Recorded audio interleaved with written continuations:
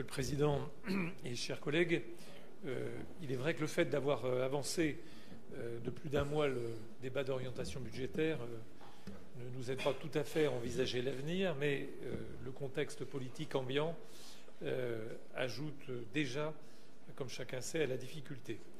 Ce qui est certain à ce stade, c'est que le projet de loi de finances 2026 n'aidera pas notre collectivité à retrouver des marges. Je dirais même qu'il est ravageur par les mesures envisagées.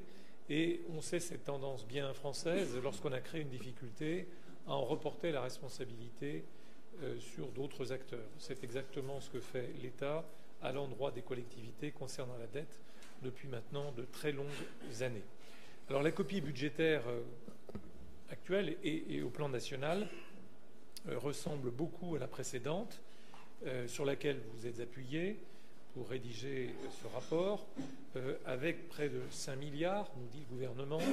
Certains disent même 8 milliards, 9 même, l'avez-vous dit ce matin, exigés des collectivités, dont 2 milliards donc au titre du DILICO, ce dispositif de lissage imaginé pour ponctionner les finances locales et particulièrement départementales, un dispositif qui, donc, de fait, n'est plus conjoncturel, mais devient parfaitement structurel. La ponction serait donc de 13 millions, nous concernant le prochain, avec une restitution, on l'a bien compris, non plus sur 3 années, mais sur 5 ans. Et celle-ci, d'ailleurs, pourrait encore être amputée si nos dépenses évoluaient plus vite que la croissance. Donc, une menace pèse sur la restitution de ces montants. La dynamique que l'on espérait et redonner aux collectivités concernant la TVA, en fait, va se traduire par un gel, parce que le produit 2025 risque d'être inférieur au produit de 2024, et il en va de même pour la DGF, sans considération de l'inflation, malheureusement. Alors, autant de manques à gagner, évidemment, qui vous fait annoncer la limitation du taux directeur des établissements médico-sociaux et du SDIS à un niveau inférieur à l'inflation. Évidemment, nous ne pouvons pas nous en satisfaire. On sait la situation des établissements qui est déjà très tendue. Nous savons les besoins en matière de sécurité civile qui se font croissants dans un département dynamique, et les choses ont été rappelées vendredi dernier à l'occasion d'un CAS-10. Au titre du volet des recettes, vous résolvez, après une année, à majorer le taux des DMTO. Il est dommage, pour ne pas dire regrettable, que vous le fassiez à contretemps de la quasi-totalité des départements, parce que ce sont plus de 5-6 millions d'euros dont nous nous privons cette année, en vérité, pour le budget de l'an prochain. Et c'est exactement d'ailleurs le montant de la diminution qui est faite dans le cadre de la contractualisation avec les collectivités. Et je ne cesse de rappeler que l'investissement public local représente près de 60% de l'investissement public national. Et côté investissement, vous nous annoncez donc l'abandon de projets de mobilité active, dont il serait bien d'ailleurs peut-être que vous puissiez nous les détailler. Vous avez évoqué l'abandon de la maîtrise d'ouvrage de ces voies cyclables par le département. On sait que les projets de mobilité douce sont pourtant essentiels pour atteindre la neutralité carbone à l'horizon 2050.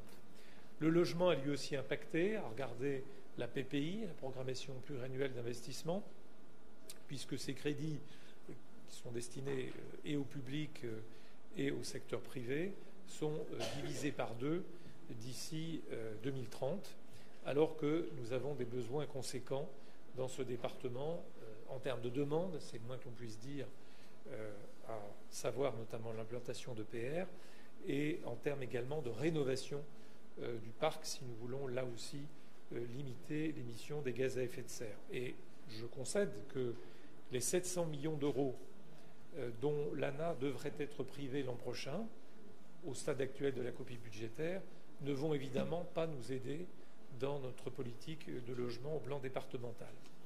Alors bien sûr, nous regrettons également la baisse au plan national du fonds vert, moins un demi-milliard d'euros en 2026, après une baisse déjà d'1 milliard d'euros l'an dernier. C'est une saignée, alors que nous savons qu'il y a tant à faire. Et je crois que les ratios de bonne gestion aujourd'hui, lorsqu'on investit pour l'avenir, et notamment en matière climatique, ne sauraient tenir.